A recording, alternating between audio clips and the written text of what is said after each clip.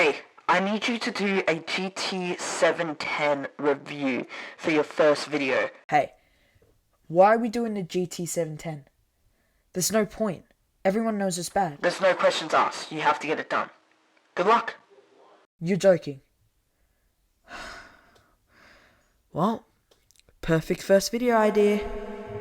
Now, before I completely destroy the reputation of the GT 710, I'd like to tell you that I'm not a hater for the GT 710. Okay, I'm kidding. This entire GT7 series is complete garbage.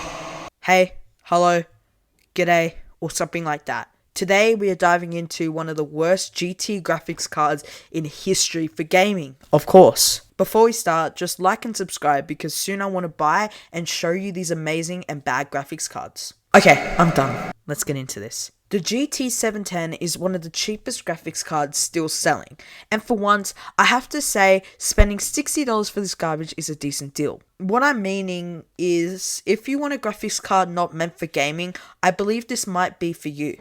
Wait.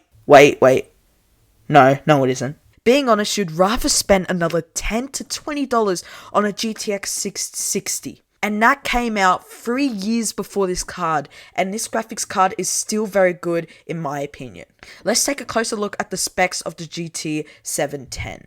Okay, here I'm going to be using the user benchmark website, because it's a lot easier than just buying it. Okay, so as you guys can see, we are on the GPUuserbenchmark.com.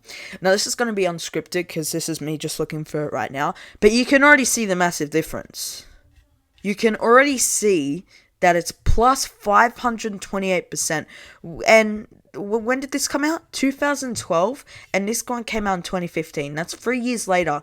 So we can do some really cool comparisons with these. We can check and see how fast it is with the type of graphics cards. And can I be honest? There's already some big differences. Definitely some big differences.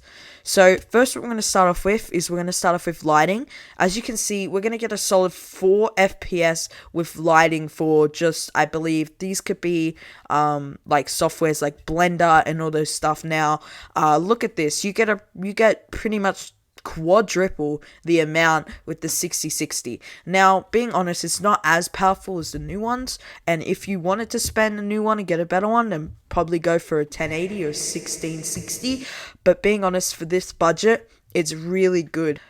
4.86 FPS, which is your average, and up here is 27. That's another 460% higher than this graphics card. Then it's just the same. You can see M renders, which is G shaders, is 6 times more than this. So that's a big increase, I gotta say. Moving on to lighting. So you got some different types of lighting, and with this types of lighting, you got didn't mean to tap that.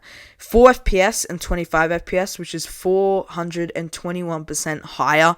Once again, I can keep going through this days and days. We're going to skip through this because this is overclock score, not the average score. Sorry, I didn't mean to say that. But moving on, we're going to move on to some game FPS. So as you can see, the only game that will work that they can calculate on this is CSGO. Now, CSGO is a very oldish game that came out, I think, in 2012, the exact time that this came out. For an average score, you are getting 33 FPS for the GT 710. I gotta say, that is some very bad FPS, and that's on 1080p on the max.